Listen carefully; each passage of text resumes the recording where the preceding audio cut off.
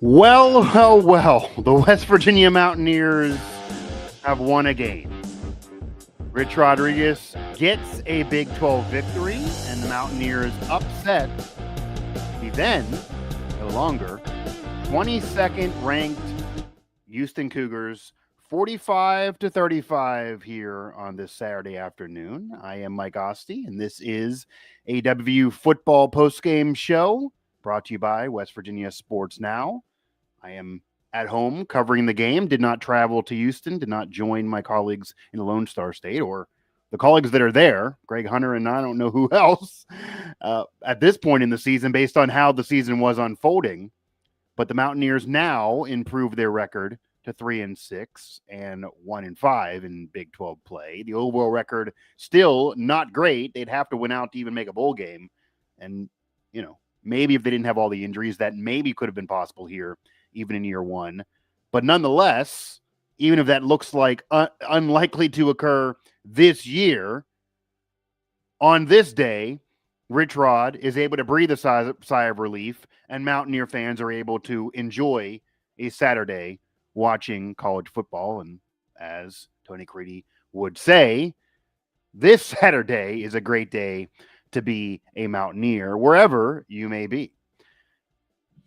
And how did the Mountaineers pull this off? Well, I'm going to talk about it here again on this postgame show brought to you by WVSN. You can find all of our coverage, including my game recap, on West Virginia Sports Now.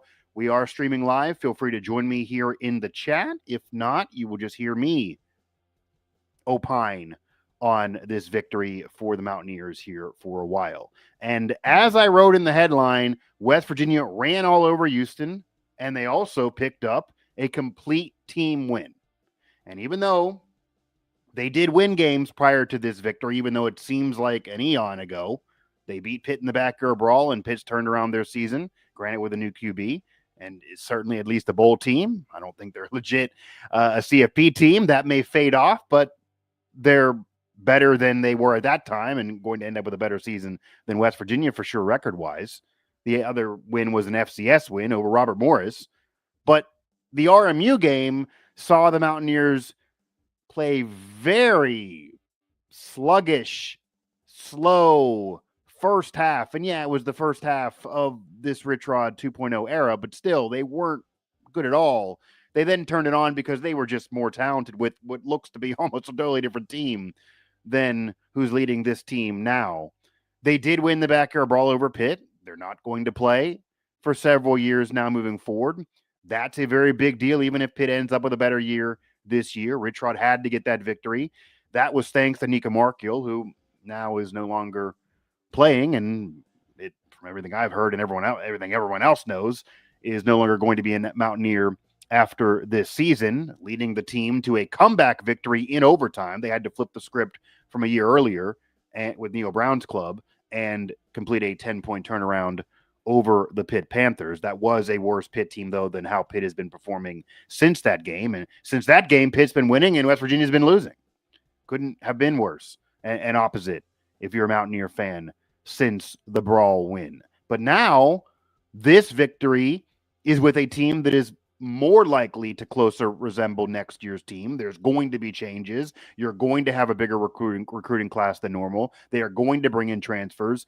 We'll talk about it later. Scotty Fox has shown a lot and certainly deserves to show more the rest of the year and keep starting. I still think Rich Rod's bringing in a veteran quarterback to compete with him in the offseason. Maybe this is the end of the line for Khalil Wilkins now. I don't know. Maybe you keep both, but I would certainly say Scotty Fox is ahead of him right now, whether that's fair or not because of injuries, because I do think Khalil Wilkins earned a chance to keep on after the BYU game, just like Scotty did after the game against TCU. But nonetheless, Scotty is now the starting quarterback the rest of the year. That intriguing story every week is now gone.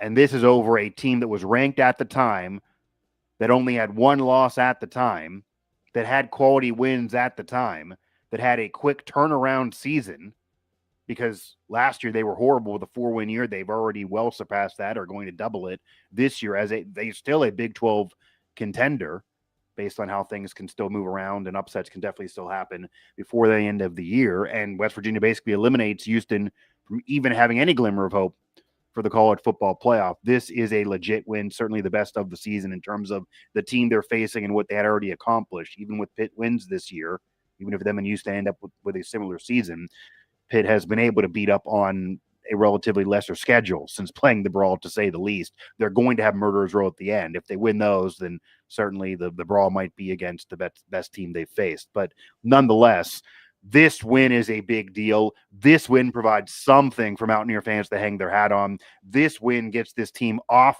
the freaking snide. Maybe can provide some excitement for the offseason if Scotty Fox can keep this up and they can play well down the stretch and maybe win one or two more. We'll talk about what they have coming up here at the end as well, which now doesn't look as dire as it would have even a week ago. And my last point here before I do turn it over to the chat, I do see we have some action there and more can come. You can also hit me up on social media, of course, on X at MikeOsty11, where I see most of you, but anywhere else as well. Anywhere else I may not check until after the show, though. So right now, X and here. But this win solidifies that 2025 does not go down as the single worst season for WVU football in the modern era or all time. Can't be the case now.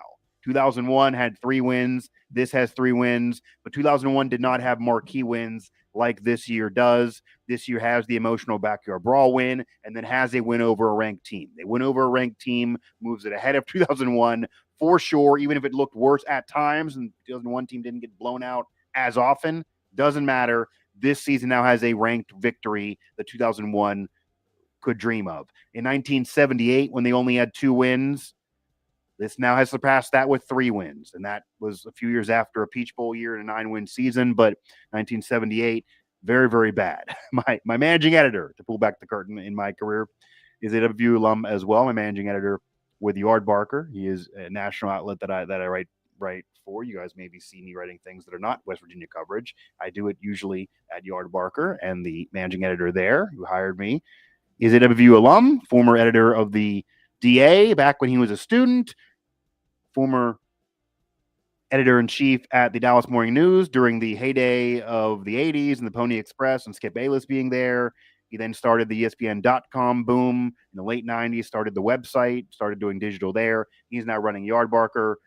He told me on a recent phone call that 1978 still, maybe better than this year, and he was expecting this year to keep on getting bad. That had only the 2-9 year, but he's kind of close with Signetti, so I think he was bumping him there and didn't want to have him have the honor of the worst overall season just because of what they had to endure, etc., and even style of play.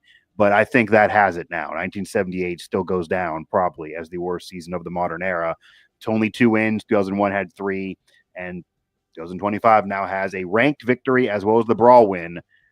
But this team now has 3 W's on the year with Colorado coming up at home, a very winnable game, and a game they're going to celebrate the 20th anniversary of the Sugar Bowl team and honor Steve Slayton, a friend and former guest here on many of my shows, as he will be soon inducted into the College Football Hall of Fame. Again, the Mountaineers win it 45-35. They upset the Houston Cougars. I will now turn it over to the chat. We will see what the chat is saying here again. I just got to let's go, so I immediately turn it over, and it's let's go. We will now flip it over to X. A lot more in the chat, but a lot more of it's just celebrating and a lot of let's goes. Let's see here.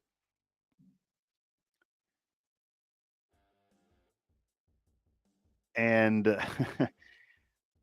Scotty Fox needs to be the guy moving forward. He's going to be the guy moving forward this year. I still think they're going to bring somebody in to compete next year, but it might even be Scotty Fox wins the job. The offense is humming. The offense was humming in this game. The offense hasn't hummed all year, even when it scored. We've seen flashes, but it hummed in this game for sure. There are people arguing whether to keep him and not bring in a transfer and just give it to Scotty Fox and Khalil Wilkins to compete next year between the two of them. It's very, very possible, but I still would lean they're going to bring in a veteran. I'm not saying they're going to bring in Carson Beck here. I'm saying they're going to bring in a Jalen Henderson type.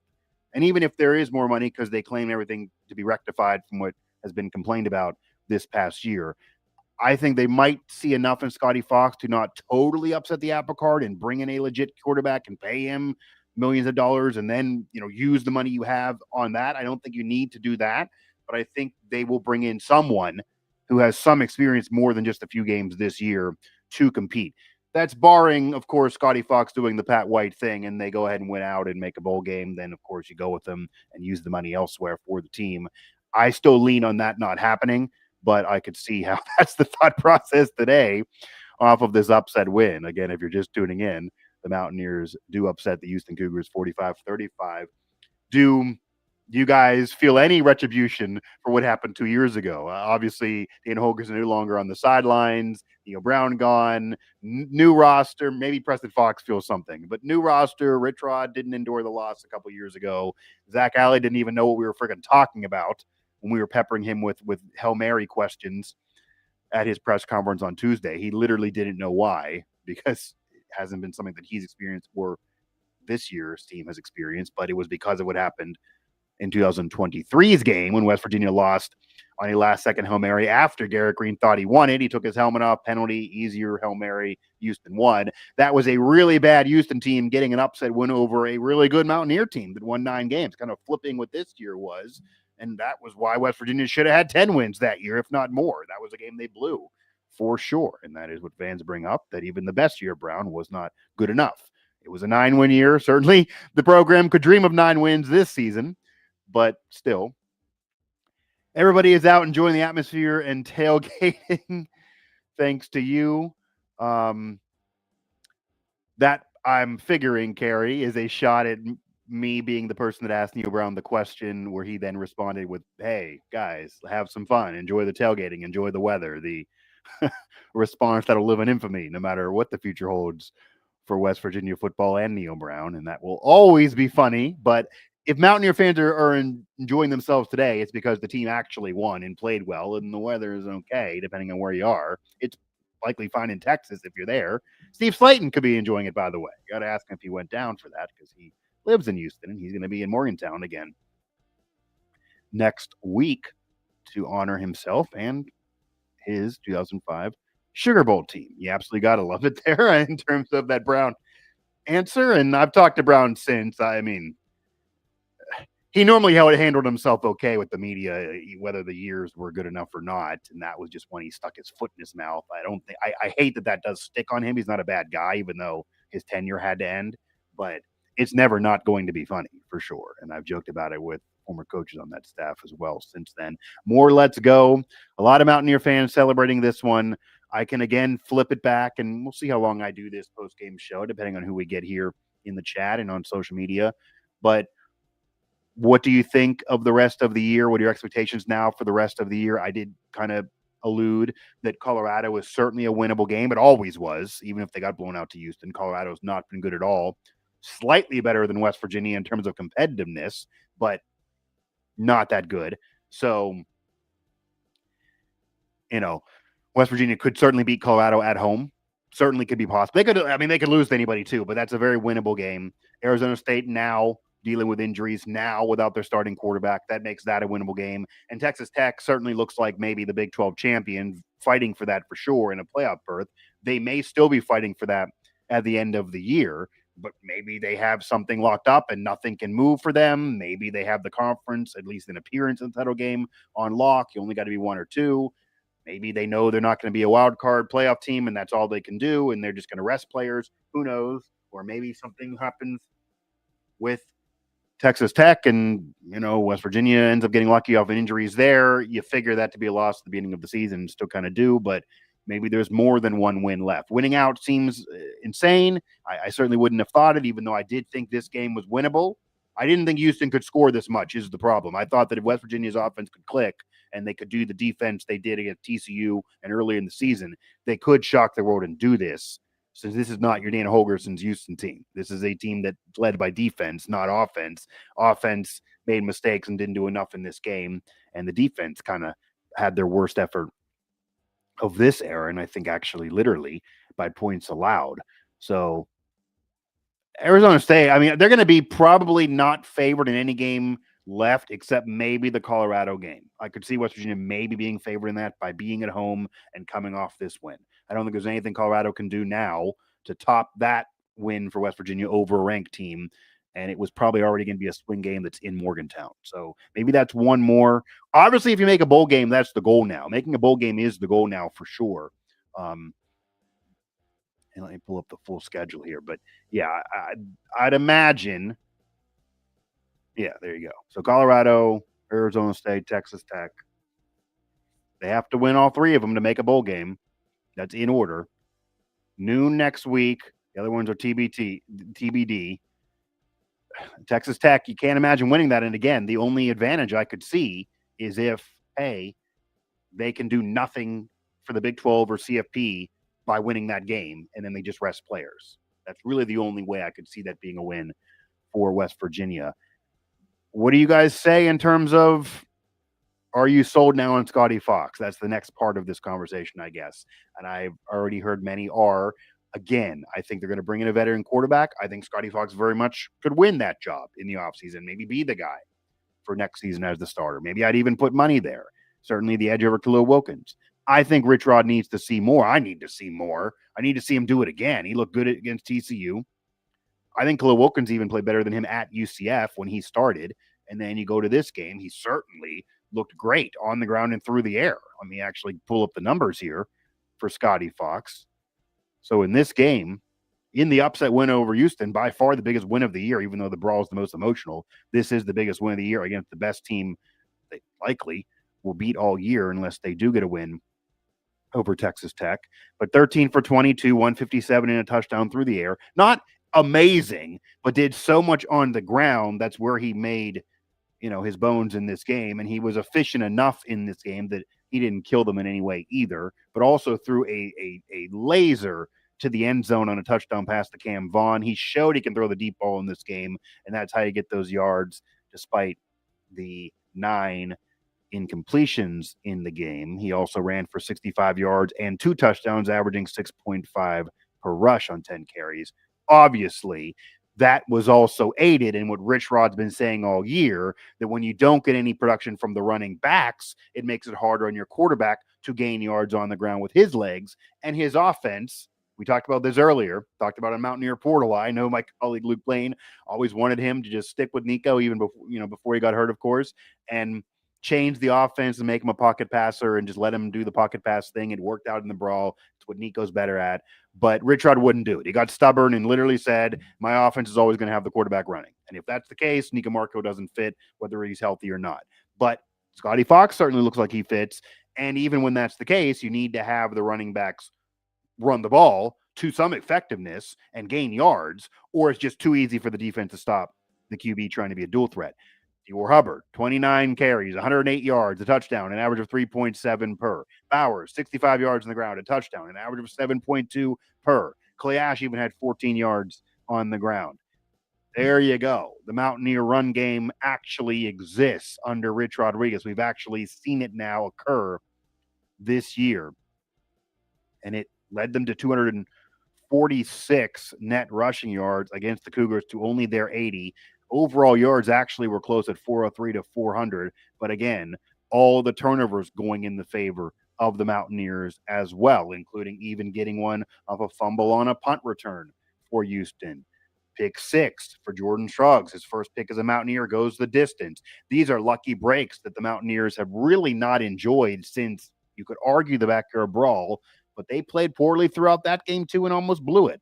In terms of complete game, this is the best we've seen from West Virginia all year under Rich Rodriguez, for sure. Even more so than RMU, as I said. Bad in the first half there. The brawl was up and down in a comeback win. This is the complete game victory that fans could kind of know they had the win locked up all day long. And even at the end, maybe you're wiping sweat off your brow, but a 10-point lead, even when Houston flirted with momentum, is still pretty good. West Virginia got this victory. It does mean a lot for the future, for hope for the fan base that's just been, beat up all year, week after week, and even us in media getting beat up week after week. And now this team has something to hang their hat on as a staple victory this year beyond just the win in the backyard brawl, which obviously is great, but that whole team, again, led by Nico, that's just a totally different cast of characters that are definitely not going to be back next year. This is at least a win to say, okay, this group that maybe have some guys coming back can show you something. See what else is out there in the chat. Again, how about Arizona State? Well, again, they would be a team that I would figure would beat West Virginia, but they haven't been as good as they were last year. And then they are dealing with injuries now, so it makes them vulnerable. I'm not saying West Virginia's going to go ahead and win out here, by the way. I do think Colorado's winnable. I thought they'd beat Colorado going into this one, and I also thought maybe they'd win this one. That maybe caps it, by the way. I could see them beating Colorado and then losing 2 in a row. Would not shock me. And unless something is locked up for Texas Tech that they aren't going to try in the game, I imagine they will beat West Virginia. They spent the money. They have the better roster. They're more talented. Historically, I can argue all day that West Virginia's history is better than Texas Tech, as they are even in bowl victories, but the Mountaineers have more overall bowl appearances, more conference titles, more major bowl wins. Texas Tech has never really had this special season that maybe they're going to put together this year, at least not in a very long time, certainly not this century, etc. So this year, though, Texas Tech certainly better and should be the Big 12's representative, unless something, BYU could, Utah could. Maybe Texas Tech doesn't win the Big 12 title, but they're definitely better than West Virginia. And that is just putting it mildly, of course. Any questions here about this game? I would like now to flip it over to see if anyone has any thoughts about this game. Any questions here? Any concerns? Anything going forward for this team now? Again, don't have to have this be a long post-game show, but wanted to produce something here since I was covering this game at home. And to reset, the Mountaineers do get a 45-35 upset win. I'm sure if you're tuning in, you already are aware, or you would be shutting this damn thing off unless you guys watch shows to hate watch, which I know people do. They consume content to hate. But nonetheless, West Virginia gets a staple victory, gets a ranked victory. Rich Rod gets a Big 12 win, a ranked win, all in one in the middle of year one of his 2.0 tenure here with the Mountaineers. And K-State had given to him early there, referring to Arizona State. So, Arizona State's very vulnerable. I would think that on the highest of peaks, the end of this season now, would probably be a win over Colorado and ASU.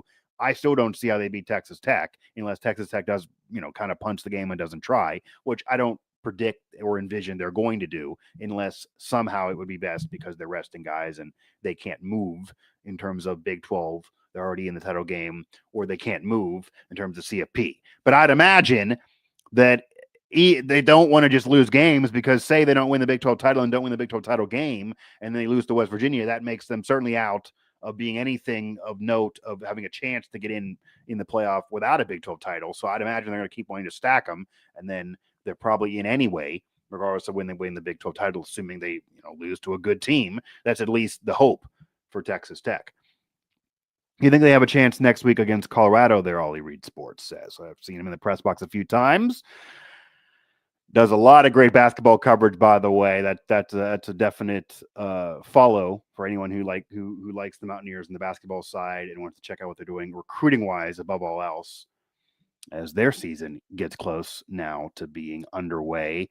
Yes, I think West Virginia, to answer that question there, Ollie, I think West Virginia has a chance for sure to beat Colorado. And I would have thought that going into this Houston game, even if they didn't beat Houston, just playing a little better from what I saw against TCU. We saw you were in the box too. And then in this game, showed me they can at least have a chance against Colorado. And it's not really to say anything great about West Virginia, as Colorado's had a rough year. They've not been as bad as West Virginia. They've not gone blown out week after week. They have endured some blowouts. They've been in some games. They've been unlucky at times. They're just not that good. I didn't think they were that good coming into the year with what they lost. Travis Hunter not there. Shordor Sanders not there. No matter what you think of them as pros or whether or not they should have their number retired by the program, Hunter deserves it as a Heisman winner. I don't think Shedeur does. But regardless, they were stabilizing a team, getting better last year, had a much better year last year than the year before. If they were both back and it was the same group, the same line, the same defense, etc., then I could see building on it, even though I think there's still probably a ceiling for them. But, again, offensive line struggles. If West Virginia's run game can get going, if they don't make mistakes on offense, if Scotty Fox plays like he did in this game, if West Virginia defensively can force turnovers and play again like they did in this game, even though they allowed more points in this game than against TCU, if they kind of put this effort up again, I don't think Colorado can hang with them offensively if we see this West Virginia team again. And regardless, they're just even. They're both not good enough for their programs. Their fans are both West Virginia and Colorado, both kind of disgusted with the season. They're both looking for hope for next year. There's more continuity on the West Virginia side with Rich Rod definitely not going anywhere, and always Deion Sanders going to be surrounded. He's always going to be surrounded by rumors, even though he's been there obviously longer, but in a row. But who knows about his future at Colorado? Colorado just isn't that great of a team, so West Virginia definitely has a chance. And again, now that they beat Houston, I would imagine they probably are going to be favored in the game. Without the Houston game, or if West Virginia got blown out by the Cougars, say they covered the spread, people probably lost a lot of money on this game, by the way, if you bet Houston 15.5, 14.5, something like that. I'm thinking it might have dropped to 13.5, but still, I know it opened up the week at about 15.5. It's a lot of points, and the Mountaineers have been giving them up, but now they've been covering spreads. They covered against TCU, probably should have beat them as bad as they played, and they do get the upset win over Houston. But even if Houston beat up on West Virginia and won in a blowout, I would still think that maybe Colorado then would have been favored, but they are on the road. Maybe that would have been a 2.5 spread in favor of the Buffaloes. Now I'd imagine the Mountaineers maybe are 3.5 favored against Colorado at home, and off this win, the way now they're playing off that game, if they can pivot that on, yeah, there's a chance. Leo Cole, yes, proud to be a Mountaineer. 2 more home games. I'd see 2 wins. And again, obviously you need 3 more to make a bowl game now at 3-6. You need to win out. The 2 home games are Colorado next week. They honor the 2005 Sugar Bowl championship team. You honor Steve Slayton, an all-time great Mountaineer, as he's preparing to be inducted not just into the WVU Sports Hall of Fame, he's been in there for years, but in the College Football Hall of Fame. And if anyone knows anything about that, yes, he's legit deserving, and so are others that are not in. But it's very controversial. It's very hard to get guys in. It requires really beating the drum for years. There are a lot of quasi-weird rules that I don't think fans are even going to ever be able to wrap their mind around.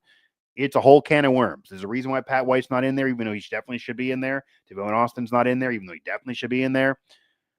Steve Slayton had the measurables in terms of the individual stats, the team success, was a star player. The program's been promoting him for years, did have a crack at the NFL, was a consensus All-American, which the program cares about in terms of who they bother with and put in their own Hall of Fame and retire numbers, etc.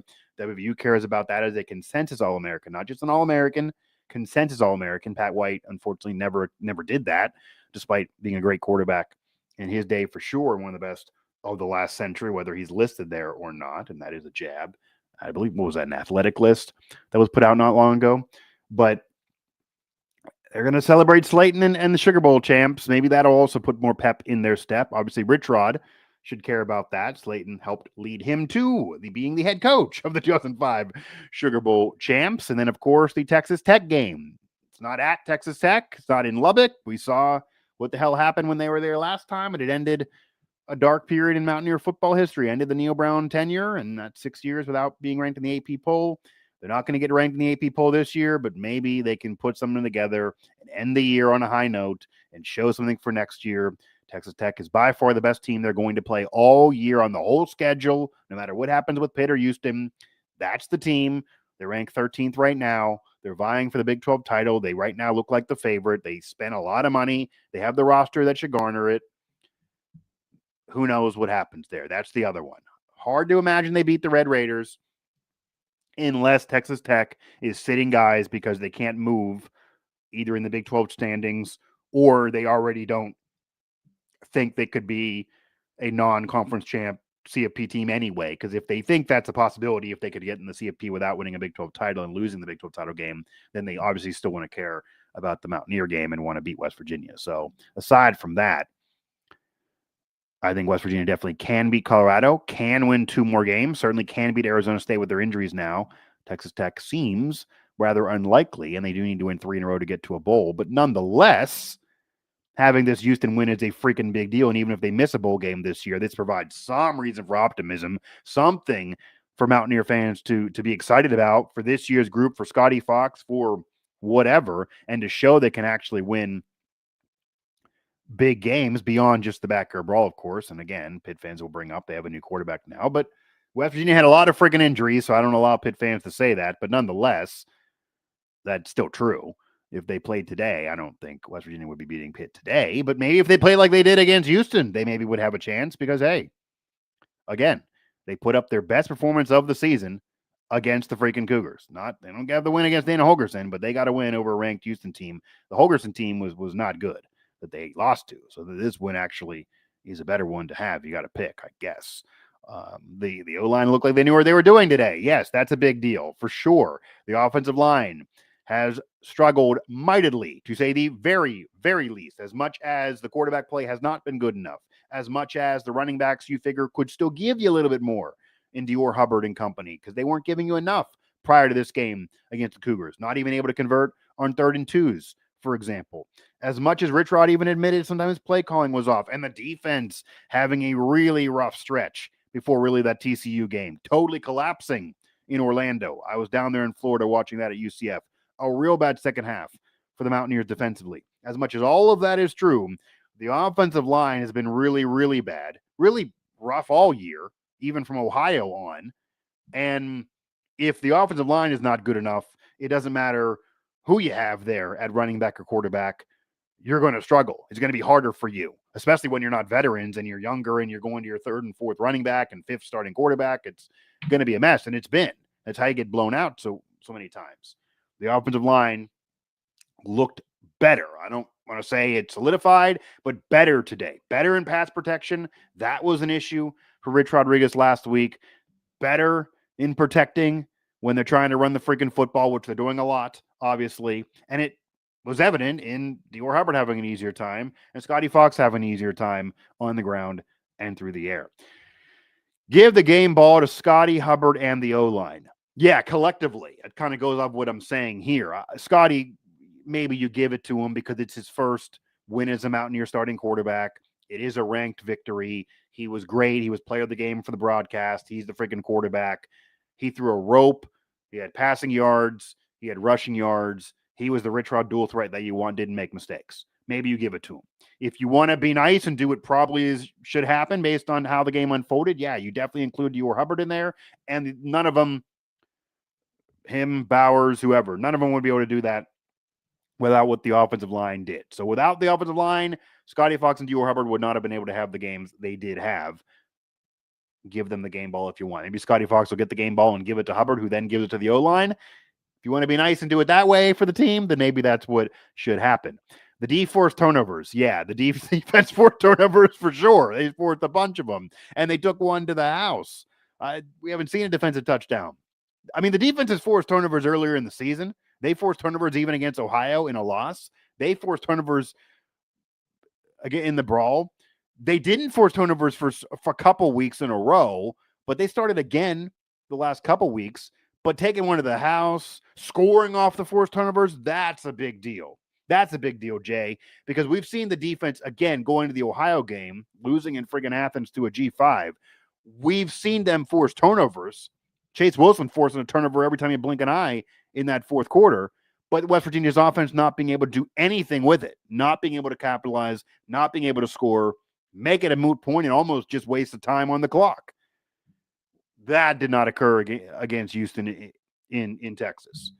The defense forced turnovers at timely moments whenever momentum was maybe being stolen by Houston for a second. They would steal it right back with the turnover, and then West Virginia would actually capitalize and score off that turnover.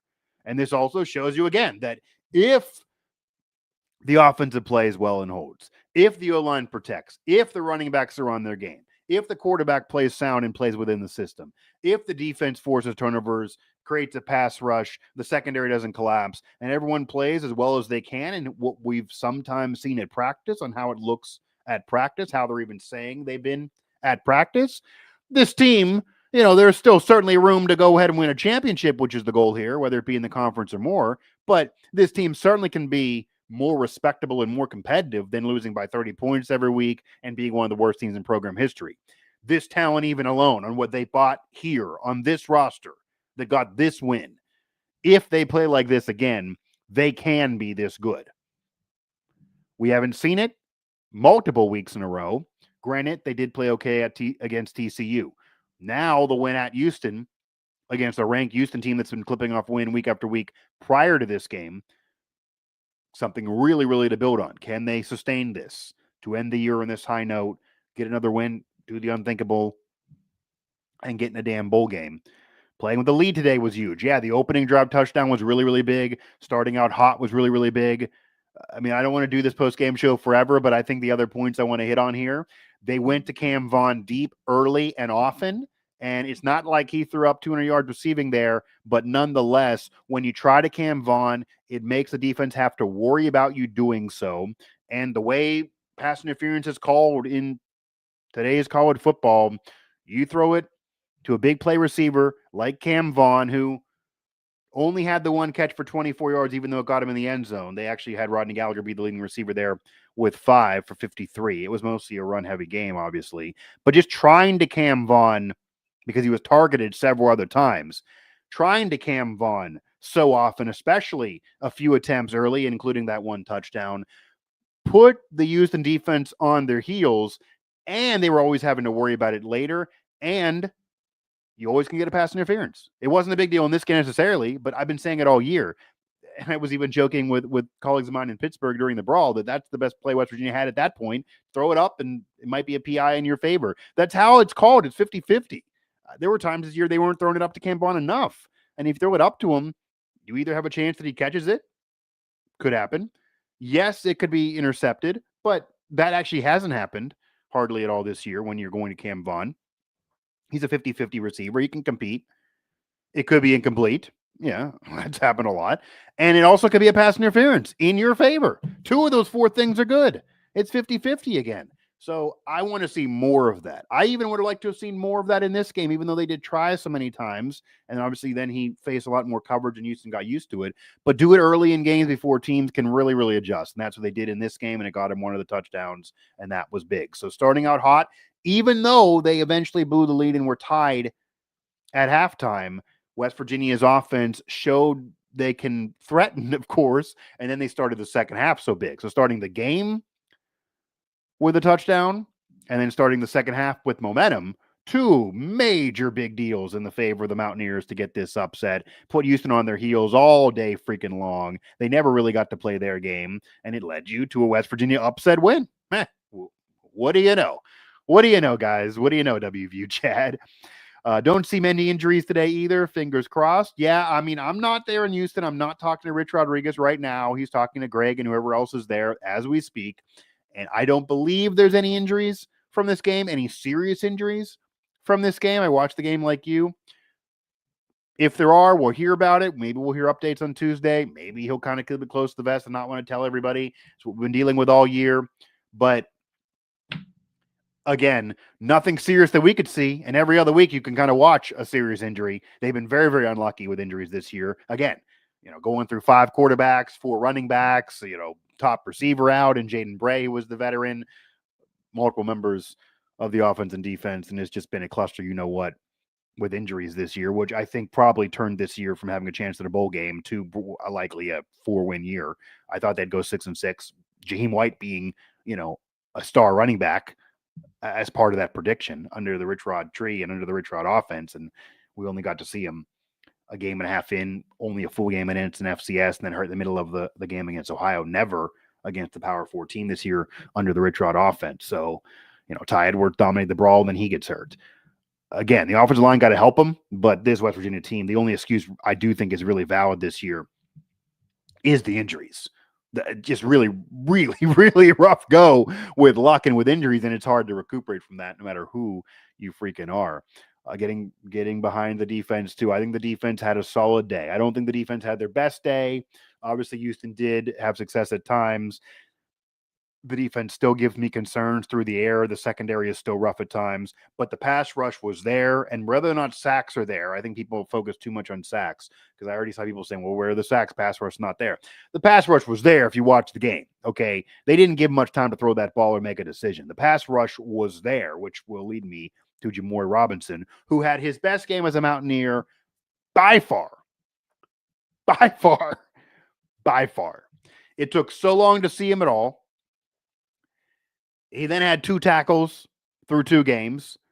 He was clearly in the doghouse with both Rich Rodriguez and Zach Alley. They were basically saying it in press conferences week after week. I wrote about it. You can find those stories still at WVU Sports Now. Zach Alley said you got to be a dude. I know you can be a dude, to paraphrase, and he hasn't been a dude at all the last several weeks. Didn't even get a snap last week, and it wasn't because he sucked necessarily during that week in practice. It was because he wasn't prepared off of what Rich Rodriguez was saying, and then he was dealing with things off the field. Who knows? I don't know what's going on in his personal life. I'm not going to talk about that, even if I did know, to be honest. I don't want to get into anybody's personal life. So if I say I don't know something about someone's personal life, it could be that I know and I don't want to say. By the way, I'll tip you guys off with that. But it didn't provide him any problems this week. And they all said, you got to pick it up this week. We got to bunker down this week, and they expect more from him this week. He was engaged from Sunday on. So we saw it. It created a fumble. It created a timely turnover. He was also very much involved in the pass rush throughout the game. We saw a little bit of the Jamoy Robinson that got Mountaineer fans so excited when they added him from UTSA, and from even non-Mountaineer fans across the Big 12 said that he could have been a dark horse Big 12 Defensive Player of the Year or dark horse Big 12 sack leader or any newcomer. Any of those awards he maybe could have vied for. Didn't play enough games, has struggled a lot this year, took him a while to get used to the system, just has not been able to impact this team. I don't even know if he's really been getting used to Zach Alley, and they've been getting along that well. Zach Alley, to me, comes off like he's annoyed with Jamoy Robinson at times when we talk about him. But in this game, he stepped up for sure. So you got to give it up to Jamoy Robinson on this Saturday. He produced, and he showed you what he should have been showing you all season long. So had to get that out of there. And it's very, very true that Jamoy Robinson showed up in this game. Do you guys have anything else here in the chat? I will go to social media as well really quick and then probably close up shop here because I have a lot to wrap up in terms of my coverage for this game. And it's actually something that, you guys can maybe enjoy reading because, hey, they freaking won a game. Anything else here in the chat? Of course, anything else on social media? And my mentions always, they're always blow up in general, so I'm not going to just get to literally every one, but probably closing up here relatively soon. Anything else in the chat? If not, thanks, Mike. Yeah, probably closing it up here, but you're welcome. No problem, guys. If I'm not going to be there in person, I want to be able to do post-game shows as much as possible. We're going to do more of these after the basketball games as well, of course. Mountaineers close to tipping off Ross Hodges' first season as WVU's men's basketball coach, and Mark Kellogg doing it again, trying to get back in the tournament and then get to that Sweet 16 bar, although they don't have a J.J. Quinterly this year. Can Shaw be that girl for the Mountaineers? That's a major question, a harder schedule for them. The Mountaineer men's team, Luke Blaine, going to be having the coverage mostly in person. I will join him on occasion and man up the ship here at home on these post-game shows, edit him, and help him with the coverage for Mountaineer basketball. And I will tease you, I kind of think this team could be sneaky good. I know they got picked 11th in the Big 12. I know that was even in the media poll that I admit I voted in. I had them a little higher. My colleagues, I clearly don't agree on that.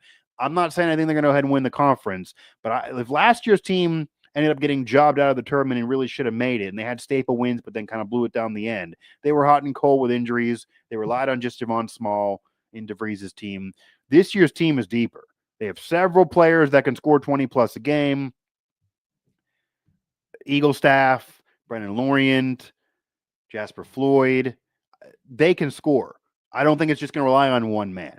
They have some size that Mountaineer basketball hasn't experienced in several years. They can play a defensive game. They can mirror what Houston's doing. That's what Ross Hodge says he wants to mirror, and his teams always are sound defensively, no matter where he is. So I was pretty critical of the hire. I didn't think he had enough D1 coaching experience to be the guy here, but I think Ross Hodge has done a solid job recruiting, and I think this team certainly can be competitive this year, certainly can win games, can compete even in the Big 12. Maybe they don't have 3 top 10 wins like last year's team, but might be better prepared to be good all year long, be more consistent, and again, flirt with the bubble if not making the tournament. I think it's very, very possible. So stay tuned for that coverage of Mountaineer basketball. That'll do it here. I'm excited for the basketball team. You're pulling hard for them. I think you guys would know me well enough. If I thought they were going to be trash, I would tell you. I think they actually could be a good team. We will see what happens as they open up the year on November 4th on Tuesday. But I think they actually can be a good team this year.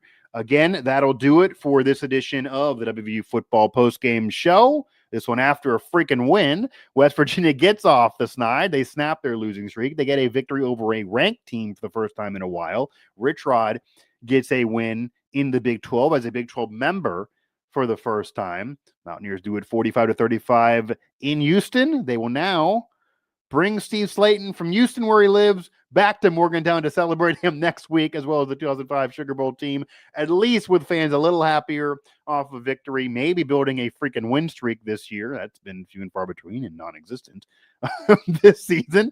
This team only 3-6. They need to win out to make a bowl game, but there's something for Mountaineer fans to at least now look forward to in terms of quarterback play with Scotty Fox, in terms of this team putting one freaking together as a complete game, total victory, really the first this year, even though a third overall win.